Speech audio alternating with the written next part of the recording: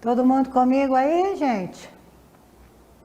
Deu para tomar um cafezinho, dar uma relaxada, ir ao banheiro? Essa prova de 10 folhas que chegou aqui é para entregar quanto? Hein? O que foi, Alan? Olha lá.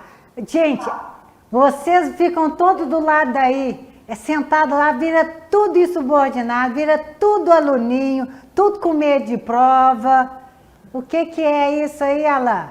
Tá reclamando de quê?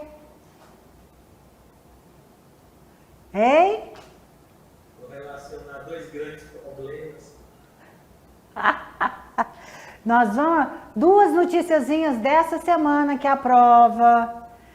A que eu já tinha mandado para vocês anteriormente. E essa que teve ali, gente. A gente está conversando aqui. O premier português é mandado embora, cai por conta do assunto que nós vamos falar aqui agora, que é a agenda ISD, fazendo projetos greenwash. Esse trem está tão sério que está derrubando o presidente. E vocês acham que nós, conversando sobre o assunto e justamente de projetos de lítio, nós não vamos ter que estudar isso não, gente? Que tipo de professor que vocês acham que vocês estão tendo? Eu, hein? É o assunto da semana. Qual que é o problema, doutor Alan? Hein, doutor Alan? Qual é o problema? Polêmicas que já fazem parte do nosso dia a dia. Pois... Salão, Agora você vê como é que nós estamos. Então, nós vamos estar conversando, né, gente, sobre assuntos do setor e assunto que eu tenho culpa. Vocês não têm culpa de estarem tendo aula de governança comigo, né, e o premier português ser derrubado por corrupção, por greenwash. Que culpa nós temos? Temos que analisar isso. Nós temos que estar analisando isso. Estão me obrigando a ficar aqui na cerquinha, gente. Aqui é chato, a gente tem que ficar na cerca aqui, ó, para dar tudo certinho para vocês. Mas tá tudo bem? Mas, Alan, nós vamos estar conversando sobre isso, então são duas a prova, né? Já está disponível para vocês. A ideia é, a gente segue hoje, amanhã também. Terminamos a hora aqui, o material que está previsto para a gente conversar. A parte da tarde, vocês vêm, quando a gente marcar a hora de retorno, lá eu vou estar online para vocês, né, para a gente discutir essas duas notícias, o que eu quero. São coisas muito simples, muito fácil, é mais a opinião de vocês, o correlacionamento que vocês vão estar vendo ali, do material que nós vamos ver muito hoje, né? Amanhã, eu acredito que nós vamos falar mais sobre eu espero, né, tá previsto a gente falar sobre os modelos de governança, né, Brasil e tendências de governança, né, e aí depois a gente explica a prova e vocês têm aí até domingo à tarde, à noite, para vocês me entregarem. É muito simples, eu acredito ali que vocês não vão ter dificuldade nenhuma, e eu vou estar à disposição de vocês online, né, eu lá de casa, vocês aí, né, para a gente estar discutindo, né, a gente pode fazer uma discussão todo mundo junto, ou responder processos ali, e depois vocês fazem uma resenha do que a gente conversar, tá bom? Tudo bem? Mas o objetivo mais é para vocês entenderem, gente, que o que nós estamos conversando aqui tem tudo a ver, né, com a mídia que está acontecendo. A disciplina, ela pulsa diariamente nos jornais, ou nós estamos falando de governança do planeta, que é um processo de uma guerra, ou nós estamos falando de governança do Estado, é a saída, né, é a caída de um premier português por conta de corrupção, é tudo isso, compliance, nós acabamos de falar, é tudo uma linha só. Então, a gente precisa entender tudo isso que nós estamos falando sobre a luz de governança, né? E o que eu estou tentando passar para vocês são os conceitos básicos para vocês terem, né, minimamente condições técnicas, né, bem conceituais mesmo, sobre o ponto de vista de governança, para vocês analisarem qualquer notícia que tiver. E a gente começa por essas duas, uma específica do setor, né, que é do BlackRock, né, eles explicando o seguinte: Se a turma nessa transição verde esquecer da mineração, vocês estão perdidos, porque tudo passa pela mineração. Então, é um direcionamento daqueles 44%, né, de dinheiro, de investimentos, né, que estão aí à disposição, a CATA e buscando projetos, né? Então, se BlackRock está dizendo isso, ele está sinalizando que o setor de mineração é um setor que ele vai focar daqui para frente. 44% do dinheiro, ele é o maior, ele tem a maior carteira de empresas investidas e projetos investidos dele do mundo, né? Tem um tremendo poder esse cara, né? Esse fundo de investidores institucionais. E já falou, não esqueçam da mineração, porque vai passar tudo, essa transição verde vai passar tudo pelos processos de mineração. Ele está dando a fila, o que para nós é muito interessante, né? E o que isso tem a ver, né? E qual que é o perigo, né, gente, que a gente falou? O que nós vimos, que Harvard já começou o ano falando, né? Que as empresas hoje, elas vão ter que ter muito cuidado com aquilo que elas divulgam dela, a questão da divulgação e da transparência desse material, né, de tudo que elas falam, porque hoje a turma está correndo atrás de quê, gente? Daquilo que é chamado greenwash e social wash. É bem isso. Então, são duas matérias, né, que saíram essa semana que nós estamos juntinhos aqui, né, durante esse período, e que a gente vai analisar ali. E tudo tem a ver com o setor. Porque o Premier também, de português, ele saiu por alguns processos esquisitos dele, né, ali, da governança de Estado, nos projetos de lítio, mineração também. Né? Então, sinto muito, mas se essas duas coisas acontecendo, a minha turma de direito minerário tem que estar conversando comigo sobre, tá? Tudo bem? A gente vai ter tempo para falar sobre isso mais amanhã, discutir mais detalhes aí daquilo que é importante para vocês fazerem, ok? Tudo bem, Alan? Falou que é prova, a turma fica aluno é aluno em qualquer lugar do mundo, independente de idade, né, gente? Falou prova, a turma faz assim, né? Mas essa daí é mais assim em termos de querer mesmo entender, né? E perceber o quanto que vocês captaram aí, entenderam aí desse processo conceitual. Porque pensam vocês, é muito conceito que nós estamos passando aqui, gente. Eu tenho essa noção, né? Vocês vão precisar de tempo para absorver, mas então quando a gente tem alguns cases para a gente simplificar ou exemplificar, eu acho que o entendimento conceitual fica mais fácil, tá? E aí aquele lance, né, gente? Uma hora eu falo como gestora porque tive uma experiência na Uzi Minas como gestora. Agora, essa parte agora eu vou estar falando com o chapéu de conselheira. Porque eu vou falando dos direcionadores estratégicos que hoje as empresas são obrigadas a estarem trabalhando, né, juntos ali, e eu estou agora com o chapéu de conselheira aqui para vocês, né, e é o que a gente vai estar falando aqui desses direcionadores estratégicos, gente.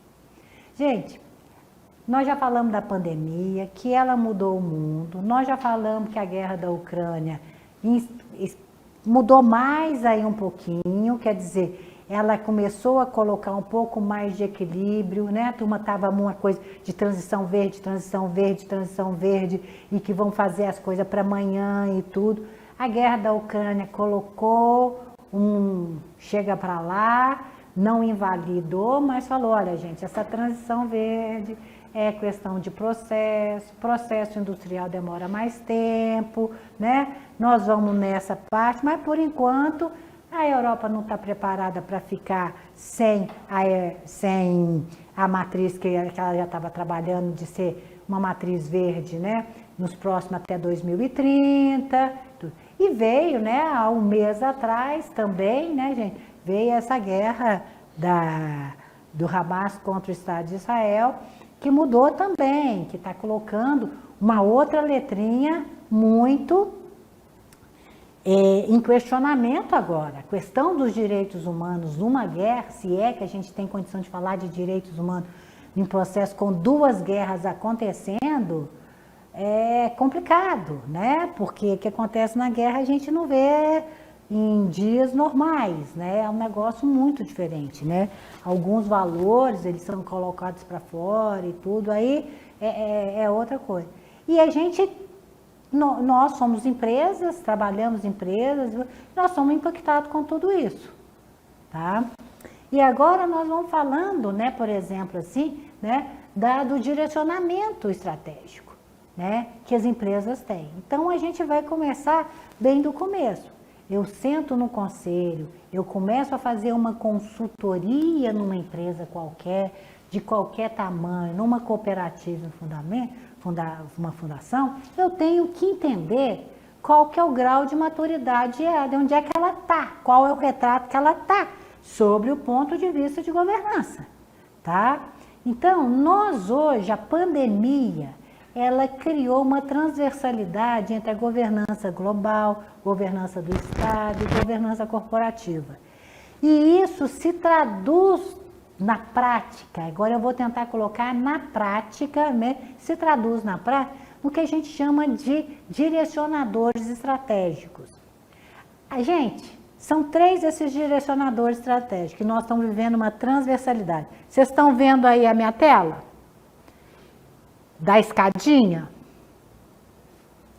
O primeiro deles, bom, antes da pandemia, gente, vocês, né, todo mundo ligado aí, os advogados, né, as Big Four, todas as empresas de consultoria, os auditores, KPMG, PwC, essas empresas todas de auditoria, tudo, estavam tratando, e todas elas com uma metodologia própria, para ensinar as empresas a importância desse primeiro direcionador estratégico, que é governança, compliance e risco. É o que nós acabamos de falar. Uma estrutura mínima de governança, o máximo de compliance possível para garantir a questão do grau de exposição dos executivos, dos administradores e a questão do gerenciamento de risco.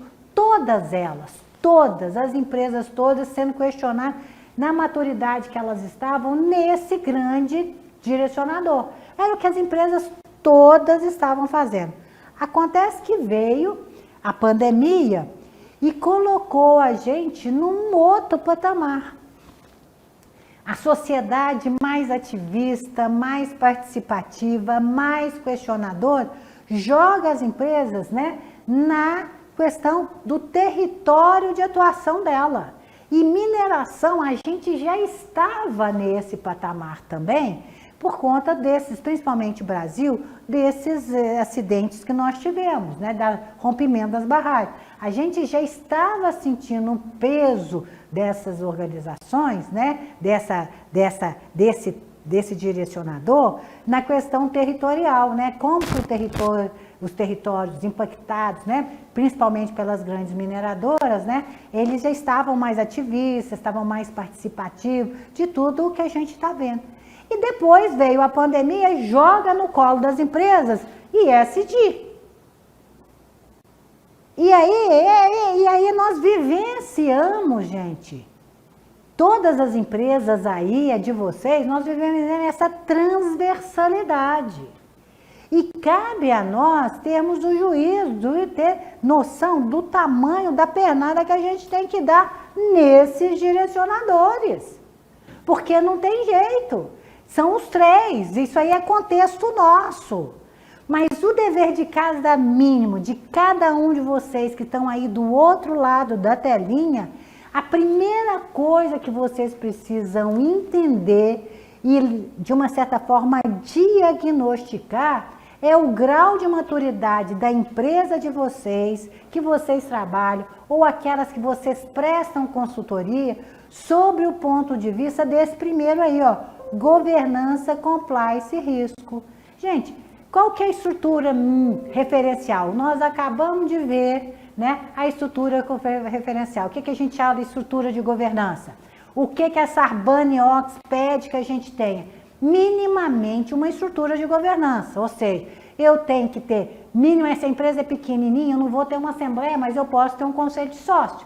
Tem assunto que só sócio resolve. Aquilo que ele vai fazer com o dinheiro dele, a retirada dele, o tipo de dividendo que vai pagar, aquela questão toda, se vai comprar outra empresa, se vai fazer uma parceria com outra. Isso é assunto de sócio que tem que ter tomado com sócio. Então tem que ter a ambiência de sócio. Nas empresas grandes isso chama Assembleia Geral, que é o encontro de todos os acionistas para definir o jogo que tem. Numa empresa pequena é o assunto de conselho de sócio, né? Mas eu tenho que entender, né, qual que é o grau de maturidade e governança da empresa. E tudo que nós falamos aqui, a estrutura de governança, a gente tem condição de medir isso aqui. O que vocês estão aí na tela é a minha metodologia minha e do Rossetti, que a gente fala que nós temos desde o meu primeiro livro a gente tinha, era 5 P's, agora a gente passou para ser 6 P's e hoje a gente trabalha com 8 P's. Isso veio evoluindo à medida que nós fomos evoluindo no entendimento do assunto de governança e hoje a nossa metodologia são os 8 P's, que é muito utilizada pela WC também para empresas médias e pequenas. Eu vou entrar, o que eu preciso trabalhar numa empresa, né? Então, eu tenho que analisar a empresa, eu tenho que sentir o grau de maturidade dela sobre 8 instâncias. A que é mais importante para nós e que tem muito a ver com vocês, advogados, é que a matéria de vocês é o P de propriedade. Aqui a gente tem que medir a coesão dos acionistas, a coesão da família no negócio e tudo. E o que é coesão, né? Todo mundo está pensando, está querendo, entendendo a empresa na mesma direção, para onde ela está indo, a turma está entendendo e está querendo, eles são coesos, eles têm os mesmos objetivos. Isso é propriedade. Como é que a gente garante essa coesão? A primeira coisa que a gente percebe é o seguinte, minimamente a gente tem um acordo de acionista de boa qualidade. Não é aquele objeto social que a gente tem para fazer funcional, é o acordo de acionista. Porque tudo em governança começa por um bom acordo de acionista. Então, como é? Nós temos um bom acordo de acionista, ali a passagem transgeracional está definida, não está?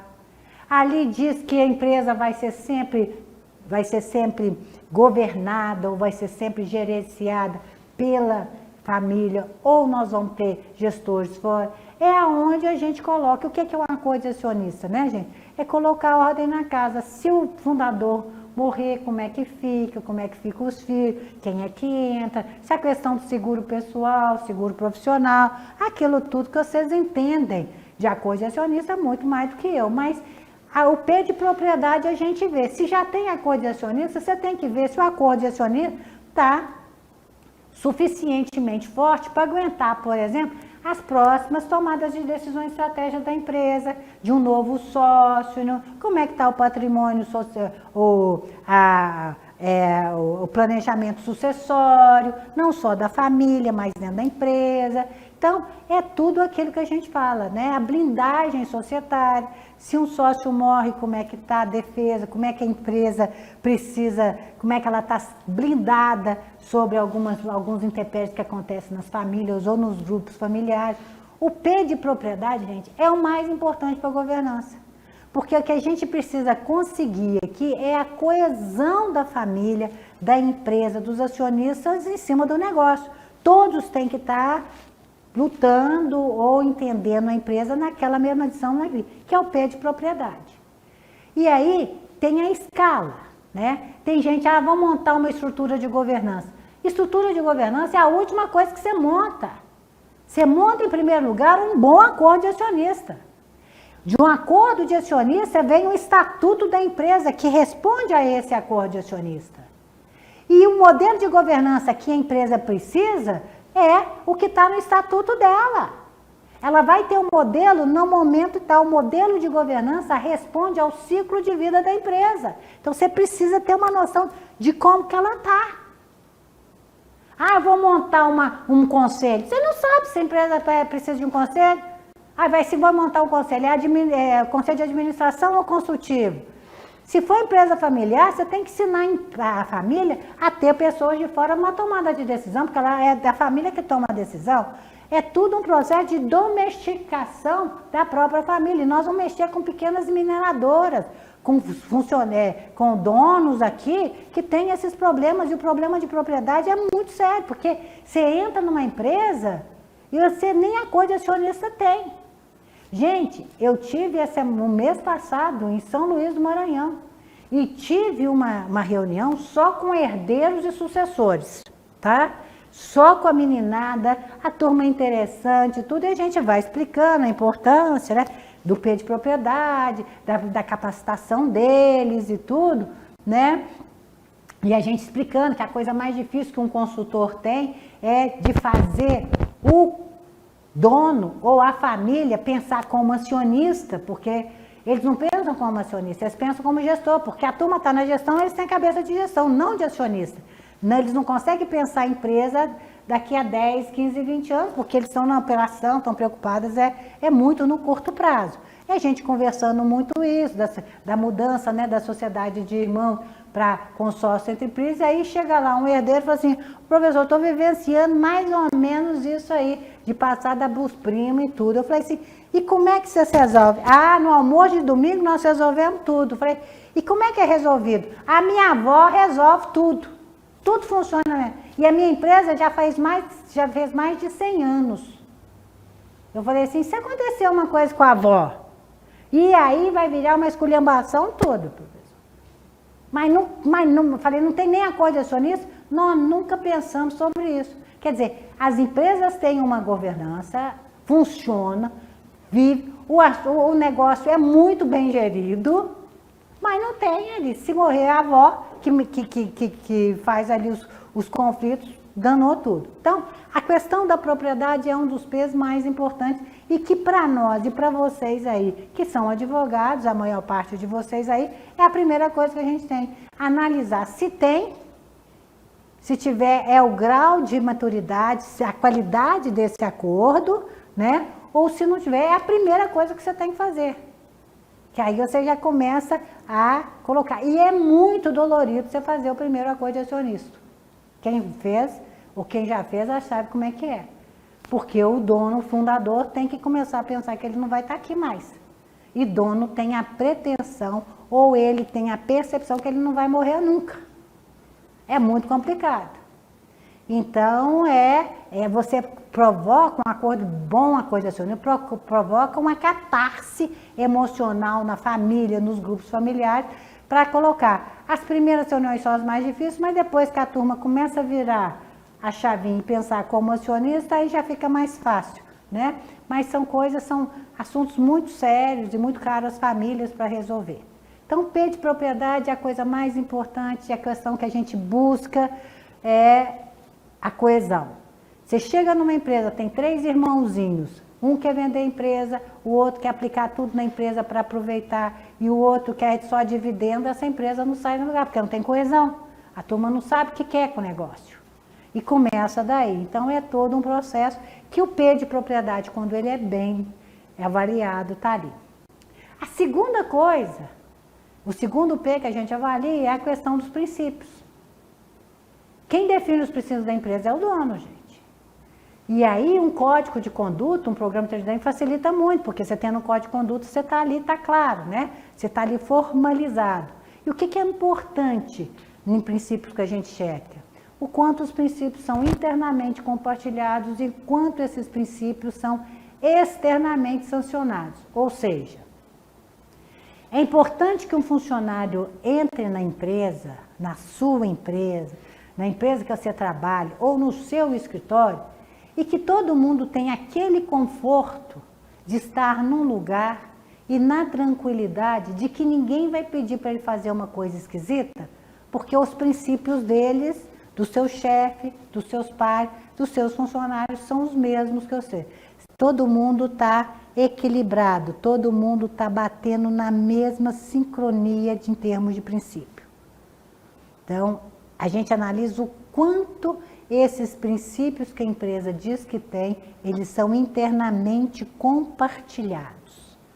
Tão importante quanto eles serem internamente compartilhados, os princípios das empresas precisam ser externamente sancionados. Ou seja, não é a empresa dizer que faz, que tem que ter acordo de acionista, que a empresa tem um código de conduta, que a empresa recebeu esse plano e tal. Não é ela dizer que faz e que faz as coisas certas. É o povo que lida com ela atestar e dar nota para a empresa. É o externamente sancionado que é o mais importante. Em princípio, melhor dos mundos em governança. Se você chegar e vier com gracinha para cima da Daiane, ela te mete um processo. Não brinca com ela e nem com a turma dela não, porque a turma ali é uma turma que não tem conversa. Pior dos mundos em governança. Se chegar junto, leva o que não pediu.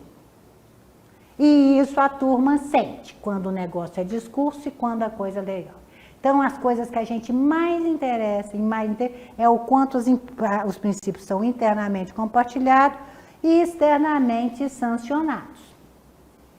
Tá? Aí é a qualidade do seu código de conduta, aí a gente analisa muito essa transferência e essa vivência de princípios dentro da empresa. O terceiro P que a gente pega, né, que a gente analisa, é o P de propósito, ou seja, a questão do planejamento. Como é que o planejamento estratégico é desenvolvido, como ele é divulgado, como ele é desdobrado, se ele é participativo ou se ele não é. E a primeira coisa que a gente analisa é missão e visão, gente. Essa missão e visão da empresa seduz os funcionários? Imagine vocês um trainee da Toyota hoje. Chega na Toyota, missão e visão da Toyota. Liderar o processo de mobilidade urbana do planeta. Imagina um engenheirinho entrando na Toyota. A missão, a visão mexe com esse cara assim, eu posso ficar aqui, isso não termina nunca, eu posso aposentar, eu posso fazer da Toyota o meu projeto de vida, porque é isso que eu quero, eu sou engenheiro, trabalho com IA e tem essas coisas todas, e aí vai. O quanto a missão e a visão da sua empresa traduz, o quanto ela é alinhada, o quanto a sua empresa ela responde bem ou mal ao cenário ao qual ela é refém, o quanto ela tem essa leitura, qual que é a expertise. Então, o terceiro P é o P de propósito, ligado ao planejamento, visão e esse alinhamento, como é desdobrado, o quanto ele é participativo ou não. O quarto P, gente, é papéis. Aí é a coisa mais importante em governança, é a segregação de papéis. Ou seja, eu não posso ter cargo acumulado dentro da empresa. Então, eu tenho empresa que o presidente, o dono, ele é dono da empresa, ele é o chairman, que é o presidente do conselho, e ele é o CEO. Ele tem 3 chapéus ali. Dono pode estar onde ele quiser, da forma que ele quer. Mas isso não é uma boa prática de governança. A segregação de papéis é muito importante ali. Quem faz o quê? O seu funcionário tem que estar chegando e ele tem que ter noção até onde ele pode ir. As suas atribuições e as suas responsabilidades. E vamos combinar, né? O P de papéis, depois da pandemia, é o P que está dando mais trabalho para todo mundo agora. Nós colocamos todo mundo em home office e agora está buscando gente querendo voltar para presencial. Tem uns que estão batendo palma para voltar e tem outros que não querem nem saber de voltar. E como é que nós vamos fazer isso? O cara que ficar dentro de casa, nós respondemos bem a uma pandemia, mas agora o que é melhor para a sua empresa? Quais são as atribuições? Isso todos os papéis das empresas, né? Eles foram altamente modificados, impactados pela pandemia. E agora o que que volta? Volta diferente, porque a turma já está todo mundo no computador, todo mundo sabe que dá para fazer. Nós estamos tendo aula online, num final de semana, aqui vocês aí, cada um na sua casa e eu aqui. Quer dizer, mudou. Em 15 dias, o que era impensável, uma aula de pós-graduação, nós estamos fazendo ela online. Isso era impensável. Reunião, Assembleia Geral de Acionista Digital, virou agora, que era impensável há 3 anos atrás, agora é a modus operandi. Reunião de conselho online não existia, quer dizer, mudou tudo. E como é que ficam os papéis nesse novo desenho? E você tem que acompanhar isso. E se tem empresa que não está todo mundo. Como é que vai ser remuneração? Como é que vai ser isso? E papéis é uma coisa muito interessante, né? Porque aí a gente está colocando muito sob júdice, né? A qualidade da gestão. Porque uma das coisas que a gente vê muito em papéis é a força da rádio peão. Cada empresa tem a sua, né? Toda empresa tem sua rádio peão, certo? Agora, se você tiver uma rádio peão que antecipa, manda as boas notícias e tudo, tem uma coisa errada. Porque quando ela é o canal de comunicação principal, a chefia não está servindo para nada, porque o que vale na empresa é o que seu chefe te diz. Se você tem uma rádio peão que antecipa tudo, que dá as boas notícias, tem alguma coisa errada. Qual é o espaço? A gente começa a analisar, aí, porque dos papéis a gente cai no outro P, que é a estrutura de poder. Na sua empresa, o que que vale para as pessoas subirem? O mérito ou quem indica? Se eu perguntar para cada um de vocês aí, para as pessoas subirem na empresa que você está, é o mérito ou quem indica? Isso me diz tudo. Eu tenho que fazer parte do jogo da empresa, eu tenho que estar jogando golfe com o dono todo final de semana, ou tênis, para fazer parte da estrutura de poder, ou é o mérito? Isso me diz muito da sua empresa. Porque qualquer pessoa que é chefe tem um autoritarismo do cargo ali dentro. Ele manda nos seus liderados. A questão é como que os seus liderados te veem. Tá ali porque você é amigo do chefe ou tá aí porque você é o cara fodão mesmo, que entende de tudo e que tá ali? Aí porque a questão do mérito é competência. Pensa no time no time gerencial da sua empresa. A turma tá ali por quê? Elas são os caras melhores do setor para estar trabalhando, eles são os defensores, são os que são os melhores, o mérito sobrepõe, ou ali o cara, você sabe que o cara está ali porque faz parte de um jogo. Funcionário sabe isso. Porque isso é muito sério, gente. Porque a coisa pior para o funcionário é ele olhar para o chefe dele e falar o seguinte: onde saiu essa encrenca? Como é que um cara desse pode ser meu chefe nessa empresa? É a coisa mais desestimulante que tem, é o cara olhar para o chefe dele e falar: que enconha é essa? Como é a coisa mais fantástica um funcionário olhar para o chefe dele e babar. Porque chefe existe para ser ponto de referência, para a turma para aplaudir. Porque os caras são bons. Quem teve a oportunidade de trabalhar com um cara de altíssima performance como chefe, sabe que é uma das coisas melhores que tem você trabalhar numa equipe de alta performance, cujo chefe é o exponente dele. Porque ele sendo expoente, você trabalhando com ele, significa que você é tão bom quanto ele, que você faz parte da equipe dele. Não tem nada mais estimulante para um funcionário do que trabalhar com um cara que ele olha e baba pro cara. Ou para a mulher, né? Aqui eu estou sendo mais... Mas é isso, essa é a estrutura de poder. O que que vale ali dentro? E numa empresa familiar, que boa parte das empresas que você trabalha familiar, vale muito mais a confiança do que o mérito, do que a competência para ali, porque o cara tem que ter confiança no você para estar no cargo de chefia. O que que vale ali dentro? Porque um cara que é mal resolvido e mal amado, gente, vocês vão me desculpar, não suporta trabalhar com pessoa talentosa. Porque só o talento da pessoinha, do Juninho que está chegando, cheio de amor para dar, compromete, só dele existir, compromete a incompetência desse cara que é chefe. Ele arrebenta com a estrutura toda da empresa.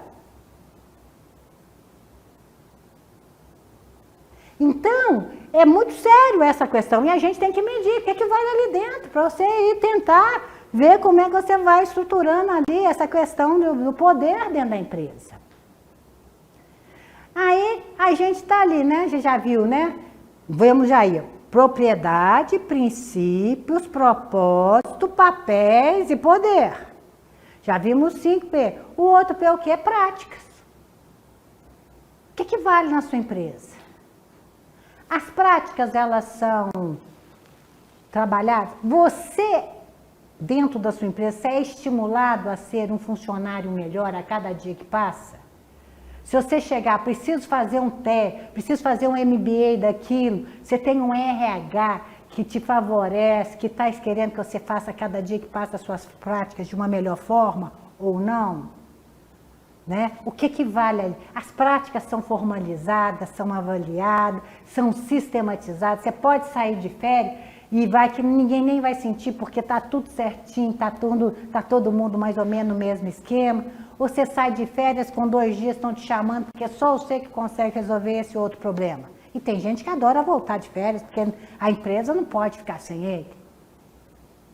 Né? Então, a gente tem isso, é práticas, né? E é nas práticas, gente, que a gente analisa. É nas práticas, no dia a dia, que as coisas esquisitas acontecem. Então, tem espaço para oportunismo nas práticas. As pessoas sabem que elas são vulneráveis a determinadas coisas.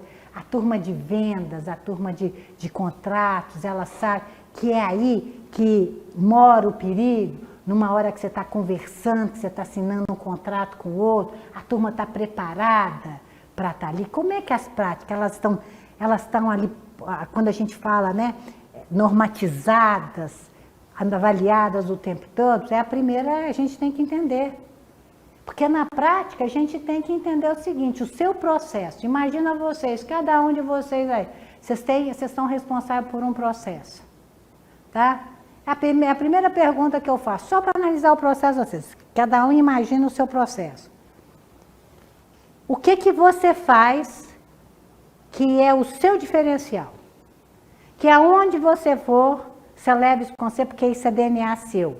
E que não adianta, você não consegue passar porque isso é seu. A sua empresa é a mesma coisa. Qual aqueles processos que ela é benchmark? É dela, natural dela. Porque eu tenho que ter uma estratégia no meu dia a dia para garantir isso ali, para manter a dianteira. Existe aqueles processos ou aquelas coisas que você faz que você sabe que tem gente que faz melhor do que você. Então, você tem, para esses processos, você tem que ter uma estratégia diferente do que manter só. Você tem que ter uma prazer de correr atrás, porque tem gente que já faz melhor. Se você tiver alguma chance, pode chegar junto. Porque senão você já tem que passar no outro tipo de processo, porque você já perdeu. Já tem gente que faz melhor do que você. A estratégia para esse tipo de projeto é muito diferente do que aquele outro. Tá? Tem aquelas coisas que você faz hoje, que eu falo assim, Nayane, Raíssa, vocês estão fazendo isso nessa planilha de Excel ainda? Que vergonha! Vocês já estão com esses e esses processos, vocês estão nesses processos, pelo amor, isso depõe contra vocês, depõe contra a empresa. Tem aqueles processos que você já tinha que deixar de passar e fazer, mas você tem aquele apego naquela forma que você faz, mas já tem coisa mais moderna e tudo que você tem que deixar de fazer. Como existe aqueles processos que você já deveria estar buscando, que são os IAs da vida, as coisas que estão trabalhando. Vocês já estão usando aquele chat, né, GPT, por exemplo, nas suas análises? Tem algumas coisas que vocês já estão? Como é que vocês estão nessa coisa de IA? Isso é prática. Como é que vocês estão? Qual é a abertura da empresa para essas coisas inovadoras e que tem isso? Isso a gente vê nas práticas. Tá? Porque depois das práticas tem um 6º P, que aí é o 6º P, que é o de pessoas. Existe RH estratégico na sua empresa? Se você tirar uma foto agora da sua empresa, sob o ponto de vista organizacional, clima organizacional, é favorável ou é desfavorável à empresa? O que está pegando? Tem gente analisando isso, nessa volta da turma, né, para o presencial, como é que está sendo isso, o que as pessoas estão precisando, né? Tem gente falando nessa diversidade, equidade, inclusão, tem empresa criando diretoria de felicidade. Nós estamos vendo aí pessoa criando a diretoria de saúde mental. Gente, presta atenção. São coisas muito sérias para você estar trabalhando, para você colocar isso na responsabilidade de uma empresa. Felicidade é problema de filosofia desde a época de Aristóteles. Pelo amor de Deus. Todo mundo busca felicidade, felicidade, felicidade. Jogar isso para as empresas, o que é isso? Como assim? Nós temos que ter juízo. O que nós precisamos? O que o nosso funcionário está precisando? Está tendo muito surto dentro da sua empresa? Não é a empresa que vai cuidar de saúde mental, mas ela pode patrocinar sim um hospital, ela pode patrocinar sim uma clínica especializada em problemas de coisa, mas ela não fazer, porque não é negócio dela fazer. Ela não tem competência para fazer, ela não foi feita, ela trabalha num processo, numa coisa, mas ela tem que estar cuidando. Então, como é que... Isso é RH estratégico, gente. É isso que a gente faz. Qual é o tipo de RH que nós temos para olhar isso, para trabalhando em termos das pessoas e tudo, né? E o último P é o P de perenidade. Isso aqui é gestão de risco na veia. Aquilo que a empresa tem, como é que está o gerenciamento de risco dela ao longo do tempo. É risco de pessoal, é risco operacional, é risco cenário, é risco de tudo. Como é que ela está, aquilo ali, se ela não fizer nada hoje, ela vai estar viva daqui a 10 anos? O que ela precisa fazer? O que garante a sustentabilidade dela ao longo do tempo? O que ela precisa mudar? Qual que é a capacidade, qual que é o estresse dela para essa mudança? Então, você tem que analisar a maturidade de governança da sua empresa, porque ela tem 10, 15, 20 anos, ela tem um processo de governança sim, tanto é que está viva. Ela pode não estar estruturada dessa forma, ou como nós estamos colocando que tem que ter, né, as estruturas, os papéis definidos. Qual é o momento que ela está? Você vai pegar ela no momento que ela está e mostrar num gráfico, assim esse radial que está ali, vamos mostrar, olha, dentro das boas práticas de governança, a extremidade do gráfico são as melhores práticas, a sua empresa é o que está dentro dessa figura que ficou aí. Então, você vai ver, olha, o P mais fraco, no caso aí, é o de propriedade, você está falho no seu acordo de acionista, você tem que fazer isso, nós analisamos, precisa fazer isso e tudo. Você vem, a partir de você ter um desenho desse, dos 8 P, você tem um diagnóstico e cada um desses P tem as boas práticas, referências a eles em termos de governança. Você vai mostrar, é assim, o que dá para nós fazermos no próximo ano? Qual o P que vai dar para mexer? Porque estrategicamente você tem que tentar equilibrar a figura. Os P's mais fracos, você tem que criar alguma coisa para você equilibrar a figura, para depois ter uma estratégia para chegar até nas extremidades. Mas primeiro você tem algumas coisas urgentes, porque se você não trabalhar, essa figura, à medida que a empresa vai evoluir, ela vai ficando mais desconjuntada, tá? Porque você tem a empresa, ela vai ficando, criando elos muito fracos, que vai ser por onde fazer. Mas a primeira coisa que você tem que entender é essa passagem de... é onde que a empresa está sobre o ponto de vista de governança. Tudo aquilo que nós falamos, gente, tem técnica para fazer. Essa metodologia é a que eu uso nas minhas consultorias. A Fundação tem a dela, o IBGC tem a dela. Tem várias metodologias para você medir ali. Essa daqui é a que a gente, né, é a que eu consigo defender, porque fomos nós que criamos ali. Mas o que nós falamos, a gente tem condição, né, e você termina um diagnóstico, né, da maturidade de governança através dos 8 P's, tá? Aí, a gente já... Peraí, o que tem aqui? Professora, Fala, a senhora poderia botar no pessoas? Pessoas? Posso. Quem é que perguntou? É que eu... Hein? Eu não... Ah, o Ruberly, você tá boa, querida? O P de pessoas, né? Como que as pessoas são tratadas na sua empresa, Ruberly? É a primeira coisa. A segunda coisa, qual é a estrutura de RH que tem montado na sua empresa ou que você tem condição de montar? Tá? E aí a gente está falando, não é RH estratégico. RH, para ser estratégico, gente, tem que estar ligado a uma comissão, né? Ali um comitê ligado ao conselho, porque se for ligado à diretoria executiva, você tem nada mais, nada menos do que um departamento pessoal. RH estratégica é diferente de departamento pessoal, só de contratar e mandar embora as pessoas. RH estratégia é clima organizacional, é aquilo que eu preciso fazer para criar o vínculo maior com a empresa. É RH estratégico. É o tipo de liderança que nós temos que mudar. O que a gente... Eu tenho que estar com essa visão, com esse retrato do clima da empresa, né? O tempo inteiro, o que está mudando e como é que a empresa está reagindo a todos esses desafios. Aqui é RH estratégia, Rubem. Deu para clarear um pouquinho, querido? Que é diferente de um departamento pessoal. Concorda comigo? Concordo, porque eu estava anotando todos os tópicos, quando foi no de pessoas, a senhora já falou junto com a prática e o poder. Ficou bem delimitado.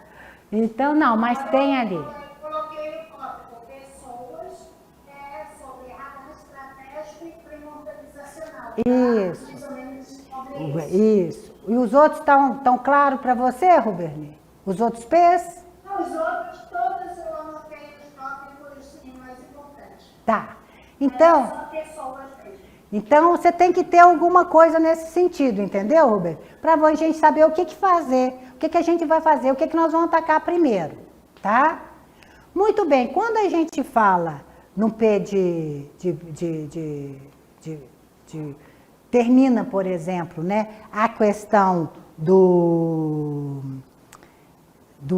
de governança, eu tenho que analisar aquilo que nós já falamos de compliance, né? É aqui a gente analisar em compliance se nós vamos ter, né, ali um programa ali dos 9 campos, ou se vai ser um programa de integridade. Por quê, gente? Eu tenho que ter um ambiente de governança preparado, ok? Agora eu preciso entender qual é o grau de exposição dos meus administradores. Como é que eu estou em termos de compliance? Como é que eu estou em termos de exposição civil e criminal? O quanto as empresas estão ali preocupadas com aquilo ali. E compliance em termos de todos os campos. Nós precisamos saber para a gente ter a noção do risco que nos é imputado ali dentro. Tá? Então, nós temos que ter um programa de compliance ou ter uma maturidade de compliance que vale. Quais são os campos que você mais... Então, que vocês são mais vulneráveis, ou aquele que o seu CPF está mais vulnerável. Porque se a gente tiver isso muito claro, a gente tem que blindar isso mais rápido. E o importante é que a empresa tem muito desafio em governança para fazer, que são os 8, né, que a gente tem um plano de ação para cada um, tem uma tremenda dificuldade, uma necessidade, uma amplitude muito grande da questão do compliance, que nós somos vulneráveis ali, que a empresa é vulnerável, que ela tem que estar blindando. E como é que ela faz, gente? Na prática, isso aqui é prática. Como é que eu dou conta dos desafios de governança e de compliance? Eu tenho que julgar numa matriz de risco, gente. O que é uma matriz de risco? O que é o racional de risco? Racional de risco, o que é risco? É tudo aquilo que tem possibilidade de dar errado. Então, você tem que imaginar o seguinte, um raciocínio que você faz entre probabilidade de um lado e impacto. Então, se eu perguntar para vocês o seguinte, Roberli, você consegue imaginar qualquer coisa na sua vida que possa acontecer até dezembro, que se por um acaso acontecer até dezembro, vai fazer da sua vida um inferno? Você tem alguma coisa que você consiga imaginar? Suponhamos. Se tiver alguma coisa que tem altíssima probabilidade para acontecer na sua vida, e se caso aconteça, vai transformar a sua vida para desgraça, mora, tomar conta dela, você tem que fazer o quê, Roberli? Você tem que blindar isso, porque o risco é iminente. Você tem que começar a trabalhar nisso agora, porque você já viu que o negócio está chegando e que seu risco é alto demais. Como tem algumas coisas que podem estar acontecendo na sua vida, que tem alta probabilidade de acontecer, mas se acontecer, o impacto vai ser baixo.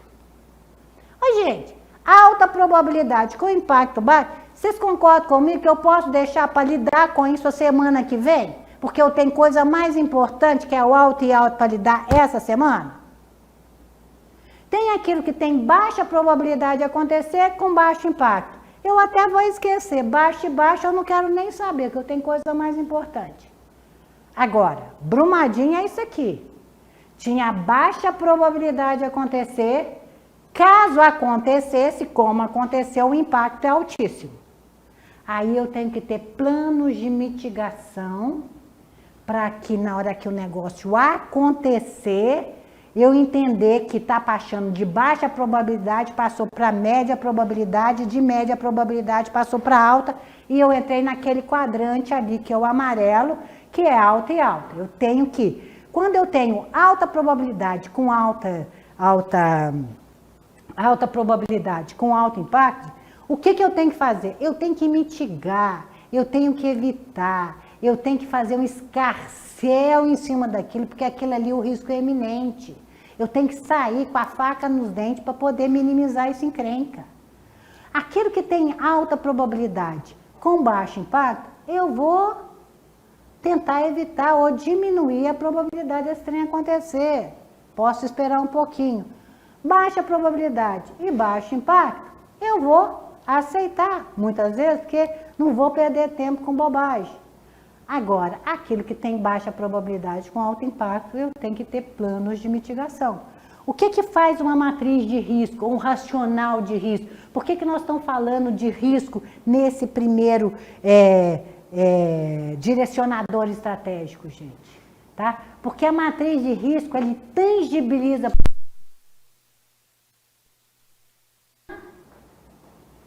Ele prioriza aquilo que você tem que fazer hoje, amanhã, esse ano, próximo semestre, porque senão, se você não trabalhar, se você não trabalhar aquela atividade, aquela função, aquele projeto, aquele indicador, a sua vida vai virar uma desgraça. Tá fazendo isso? Vocês estão me acompanhando, pessoal?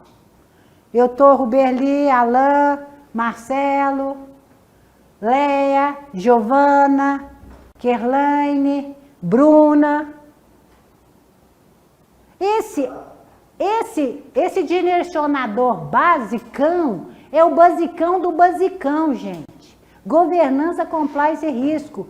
É o basicão. Sem ele, a gente não faz absolutamente, esquece a ESG, esquece ESG, porque a empresa não está preparada e o grau de exposição dos administradores é grande demais.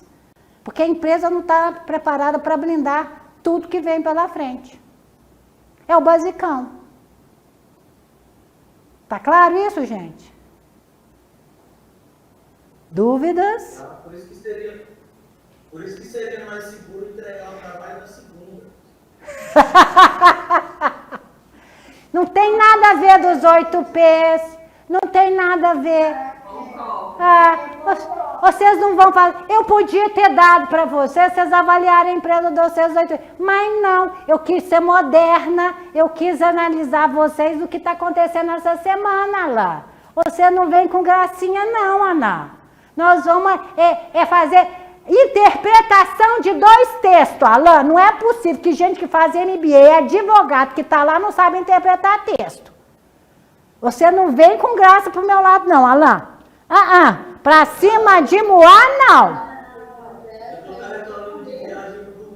Não quero saber. Você, olha que interessante, você vai viajar, vai ficar escutando a artista falando na gravaçãozinha e você vai fazendo as suas coisas. Olha que legal. Olha que delícia que vai ser. Isso, tem que sentar e redigir depois. Mas vamos ali. Esse fim de semana está complicado para os nossos colegas. É. A gente tem que conversar com a Mariana, tem que ver como está a questão da Amanda, que está também no seminário, a gente é muito bonito. Nossa, e vocês é uma turma muito unida, né? Unidos mesmo. Ao choro. Ó, gente, vocês não têm vergonha na cara, não? Olha, advogadas do outro lado. Ah, não. A gente tem o Comitê da Felicidade, professora, a doutora Bruna vai falar agora, que ela é representante do nosso comitê. De felicidade, Bruninha. Ah, não, agora tá. Olha a diferença dos advogados, dos RH para a engenheira eletricista, vocês estão vendo? Não, vamos lá. Engenheiro para engenheiro. Geógrafa, analista, antrópica. São as engenheiras que estão falando, professora. Tá bom. E engenheira falando em felicidade. Bruninha, você está mexendo com felicidade dos seus funcionários, meu amor? É isso mesmo? Eu estou querendo uma boa noite de sono para poder escrever, bacana esse trabalho. Aham. Aí, se fosse para entregar na segunda, eu conseguiria descansar um pouco mais, né? Botar meus meninos para dormir e tal. Ah, Ela está com recém-nascido, Adriana. eu já vi que ela estava. Olha para vocês verem que bonitinho. Tem uma colega de vocês, Gilane, que está casando amanhã. E falou, professor, estou adorando a sua aula, mas eu não vou fazer que eu estou saindo de lua de mel. Olha que bonitinho. Vai me entregar depois que chegar, porque eu não vou atrapalhar a lua de mel da minha aluninha. A professora aqui entende isso, entendeu? Mas vocês que estão aí do outro lado, com essa cara pra cima de Moá, vocês estão querendo que eu acredite nisso. Por isso que rolou o sentimento entre a gente, porque a gente já está tendo até PR nessa aula. I'm sorry, teacher. Alan, olha a situação que você me colocou, Alan. I will be returning to a tribe on Sunday. Gente, vamos lá. Então vamos só fechar aqui para a gente continuar, porque eu tenho mais 2 direcionadores para cima de vocês hoje. Esse é só o primeiro. Segunda-feira à tarde, à noite, tá bom para vocês? A minha preocupação é só um risco. Então tá fechado. Fechado. E vocês ainda vão ter de discutir, tempo para discutir. Olha, eu vou estar lá na minha casa, tranquilo, tomando café. Se vocês quiserem discutir comigo, vocês discutem, que eu vou estar à disposição. Se não quiser, vocês amanhã, a partir de 12h, 1h, vocês estão liberados e já ficam livres de Adriana Solé. Acabou a dose Adrianol para vocês. Viu? Vocês não vão ter mais essa dose, viu?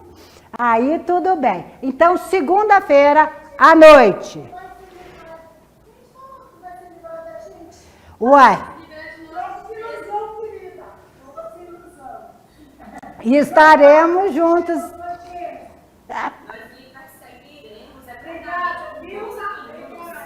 Obrigada. Você gostou, né, Roberli? Olha para você. Alan puxando o sarrafo, ali as outras. E aí, olha o tanto de likezinho, todo mundo que estava mortinho do outro lado, tá todo mundo batendo palminha, mas é muita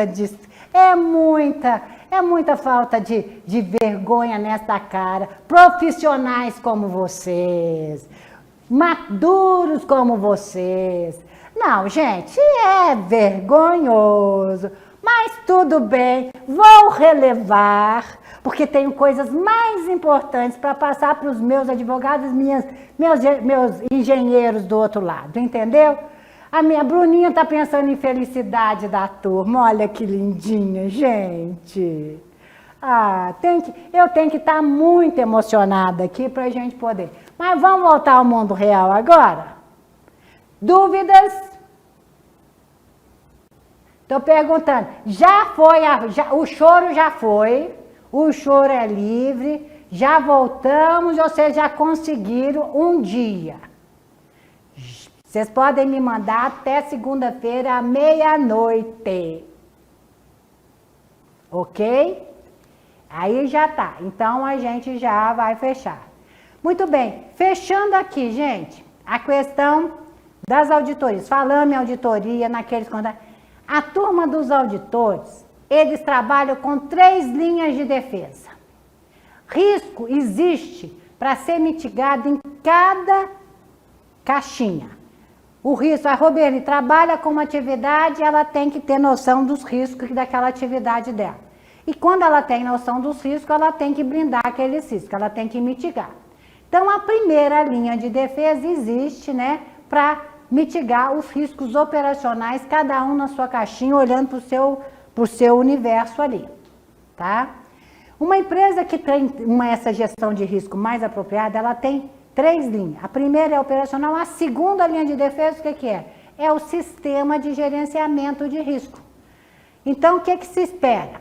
Se cada um fizer o seu dever de casa de risco direitinho, a Roberli faz o dela, o Alan faz o dela, a Bruna faz o dela e tudo. Se todo mundo fizer bem feitinho o dever de casa, na hora que você fizer o sistema de gerenciamento de risco, vai fechar que nem boca de bode, não tem problema.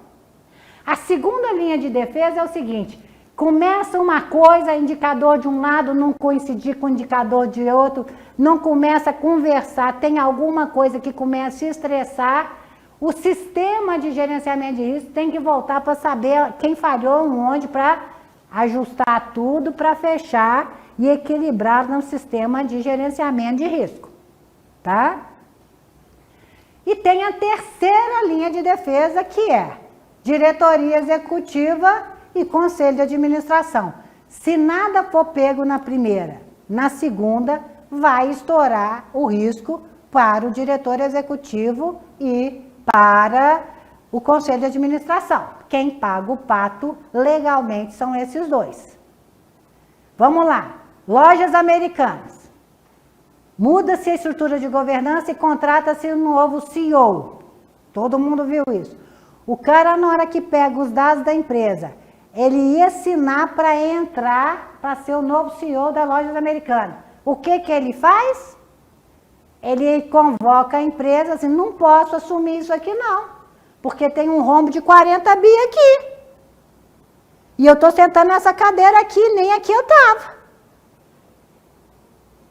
Ele sabe que ele vai passar, ele, pessoa física, ia ter que responder caso assumisse ali a empresa do jeito que estava. Ele, o CEO que ia ser contratado, colocou a boca no trombone. E hoje, a notícia de hoje, a Bovespa e a CVM multando, indiciando e cobrando multa pesadíssima para os diretores executivos e para os conselheiros da Lojas Americanas. Notícia saiu hoje. Então, brinca com compliance para vocês verem, gente. É o pescocinho de vocês que estão na ponta. E tem essas 3 linhas de defesa. Você toma conta do seu boteco, tem um sistema de gerenciamento que toma da empresa, e se alguma coisa der errado, quem paga o pato é o conselho e a diretoria, como estão pagando na Lojas Americanas. Cadê os contadores que não fizeram as coisas direito depois? Primeiro eles pagam, depois vai buscar. Mas primeiro eles pagam. Tá claro, gente? Estou falando das notícias de jornal de hoje. Que tem tudo a ver com a aula que nós estamos tendo agora. Ok? São 3 linhas. E, gente, o mundo começa com gestão de risco. Nós começamos 2023 com a matriz de risco. Se vocês cortarem essa matriz aqui, ó, aqui na metade, vocês vão ter essa matriz aqui, ó. O que está aqui, ó, é alta probabilidade e alto impacto. Isso aqui é problema. E a turma já está mitigando isso aqui. Aqui é alta probabilidade com impacto baixo. Aqui é baixo, baixo. E aqui é alta, média, baixa probabilidade de acontecer. Todo mundo trabalha com isso aqui. Isso aqui é o basicão do basicão que vocês têm que fazer. Qualquer um de vocês, se forem gerentes, principalmente, vocês têm que ter competência em governança, compliance e risco. Vocês têm que entender qual é a estrutura de governança da empresa de vocês, qual é a maturidade dela, o que ela precisa fazer, qual que é o grau máximo de compliance de vocês para garantir, inclusive, o grau de exposição de vocês enquanto gestores. E vocês, o que vocês têm tanta coisa para fazer que vocês têm que fazer o quê? Uma matriz de risco para saber o que vocês vão fazer primeiro, segundo, terceiro. Primeiro eu faço isso, daqui a 6 meses eu faço aquilo, e depois vocês vão trabalhando de uma forma inteligente os riscos principais que você tem que estar mitigando dioturnamente. GCR, Governança, Compliance e Risco. Dúvidas? Referência GCR. As ISO toda. ISO 9000, ISO 14000, ISO 27000 que saiu agora, que é de segurança da informação. E tem uma ISO que é chamada 37000, chamada de governança da organização. Gente, atenção, de governança não tem nada, ela é anti-suborno e compliance. E também não certifica a empresa toda não, ela pega processos específicos para auditar, para ter ali, são processos que são certificados, não é empresa. Ela está longe de analisar uma estrutura de governança. Mas a 37000 é a que saiu de mais moderna e é considerada a ISO de governança, que é anti-suborno e compliance. É tudo o que nós já falamos até hoje, agora. Então, as referências para vocês terem uma noção de como é que está aí. Eu não vou julgar isso, tem que mostrar para vocês que tem referência ao que nós estamos falando. Tá claro, gente? Tudo bem? Estamos no tempo? Como é que nós estamos? Hein? Em 3 minutos nós dizemos... Ô, gente, vocês não conversaram nada, vocês me fizeram perder um tempo danado para negociar a data para vocês e o tempo acabou. Presta atenção. Vamos falar o seguinte. Amanhã nós começamos o 2º direcionador, o 3º, tá? Vocês vão dormir tranquilamente, tudo. Vamos terminar os direcionadores estratégicos. Vamos ver Brasil, modelos Brasil, tendências e a gente mexe com a prova do final. Pode ser?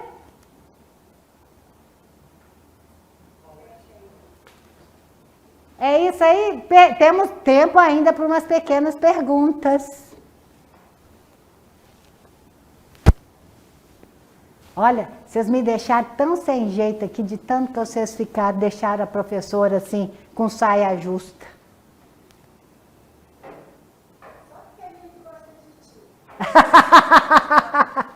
Lindinha aí, ó.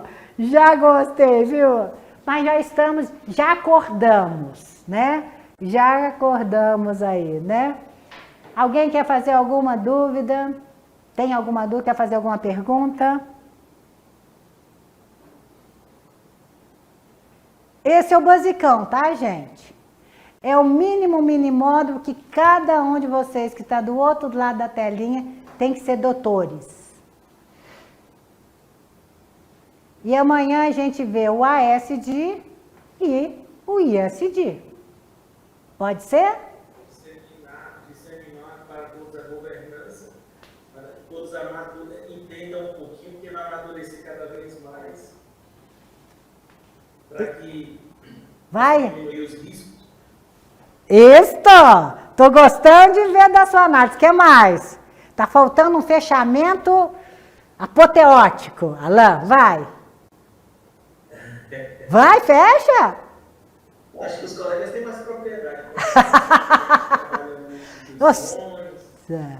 o advogado não tem muito essa experiência institucional, mas eu consegui compreender sim a importância de trabalhar esse tema, amadurecer esse tema, fazer com que ele dissemine nessas pequenas mineradoras. Sim. Quanto mais informação tiver, ler esses livros aí vai ser bom para todo mundo. E aí, estamos aí. Aluno meu é aluno meu sempre, tá, Alan? Vocês sempre vão ser meus meninos. Então, vocês me seguem, tem WhatsApp, tem e-mail. Não passa perto não, que nós estamos juntos, tá bom?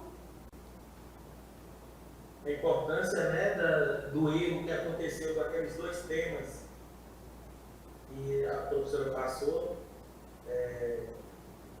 o impacto, e a Indonésia, não foi eu escrevi, mas Do Briex. em inglês, e a outra empresa de energia, né? É a Enro. A irresponsabilidade dos gestores mudaram tudo, tiveram que melhorar aí a fiscalização. E essa estrutura formalizada de compliance que nós estamos tendo aqui veio por conta delas. Algo muito sério aconteceu no mundo corporativo que precisou ter essa contraparte, né? Pelo que eu entendi até agora, a governança, tudo isso que a gente está estudando é tratar as empresas de uma forma mais profissional. Sim. Deixando de lado os testes, a pessoalidade, todas essas questões que não seja realmente voltada para o bem-estar de todos que estão trabalhando lá, que maximize o lucro num ambiente realmente profissional. É tirar a pessoalidade da coisa, é tirar o achismo, tratar de uma forma mais técnica e de uma forma muito mais científica, porque isso também é ciência, de uma forma que você possa ver todas essas questões de um modo, com um olhar profissional, com um olhar técnico. É isso com um mesmo. olhar realmente crítico. Muito bem, Roberli, é isso aí. Teacher tá feliz aqui com você. Falou tudo. E sem esquecer, Roberli, sem esquecer que o primeiro que você tem que tratar e dar o resultado é para o acionista, que ele que coloca o dinheiro dele. Aí a gente vai harmonizar, olha a equidade, harmonizar todos os outros stakeholders. Mas a gente não pode esquecer que nós somos gestores, que nós temos os nossos riscos, então tem que servir, tem que ser bom para todo mundo. E aí não pode ter mimimi, tem que ter regras que valem para todo mundo, e que se você não tiver as costas largas, né, ou tudo, você tem que saber que a lei vai vir, ela funciona, e o Brasil tem leis muito interessantes, né, para estar isso. Então, o seu entendimento até aqui está perfeito. E é o basicão que a gente tem que ter. É estruturar minimamente para a gente ter o melhor e a melhor estrutura de governança. A gente blindar o máximo em termos de compliance, porque são mínimo 9 campos que a gente tem que ver. E julgar, o que eu vou fazer? O que eu faço primeiro? Julgar, aí ser profissional, ser muito mais assertivo numa matriz de risco que vai te priorizar. Isso você tem que fazer. E não é o que você quer fazer, é aquilo que precisa fazer, porque senão você está lascada. Porque você está com CPF aqui, entendeu? A sua empresa está lascada. Então, é olhar as coisas com muito, como você diz, a palavra é profissionalismo. Não é teste, não é o que você gostaria que fosse, é o que precisa ser para garantir a sustentabilidade da sua empresa, para garantir a sua sustentabilidade e o seu sucesso daqui para frente como gestor, né? É isso mesmo. Esse é o basicão, querida. Até aqui, tudo que nós escrevemos, ou que a gente falou da aula anterior até aqui, nós sintetizamos aqui. Vamos ver amanhã a ESG, a questão da empresa, com os territórios que são impactados com ela, que também mudou, também tem que ser profissional, e muito mais profissional quando a gente estiver tratando de questões planetárias. A ESG é a empresa, é a governança da empresa junto com o território de atuação dela, e o ISD nós estamos falando em planeta. São coisas totalmente diferentes. Ok? Tudo isso para proteger patrimônio, né? o seu patrimônio e garantir a sobrevivência Fiscalizar quem está controlando o as tempo todo. finanças, fiscalizar quem está controlando o minério. Tudo isso. Não é só patrimônio, são vidas, porque lembra que no caso em Enron, lá nos Estados Unidos, muitas pessoas perderam as suas poupanças, que eram as suas pensões para a vida toda. Ouvi muitos suicídios, Sim. desespero, muito O impacto social hoje do tamanho de qualquer minerador ou qualquer empresa do setor, ela sair fora do jogo, o impacto social, político, econômico é grande demais. Não podemos falir por desleixo ou por falta de coisa, de estrutura. Temos que ser muito profissional mesmo. Pois não, Alan? Eu estou na cidade que foi suspendida a água, o fornecimento de água, porque uma empresa deixou derramar veneno no rio, matou para mais de 1000 peixes aqui. Olha a responsabilidade. Isso é crime. Isso é crime. Já os órgãos ambientais estão todos fiscalizando. E aí você já está... Pois é, isso aí então você deixa esse exemplo que amanhã nós vamos estar explorando ele melhor com a ASG, a empresa com a responsabilidade no território de atuação dela, ok? Hasta amanhã, pessoal. O pessoal aqui já está doido para ir embora. Amanhã nós voltamos. See you later. Amanhã às 9, todo mundo aqui, hein? Ó, tô esperando vocês aqui.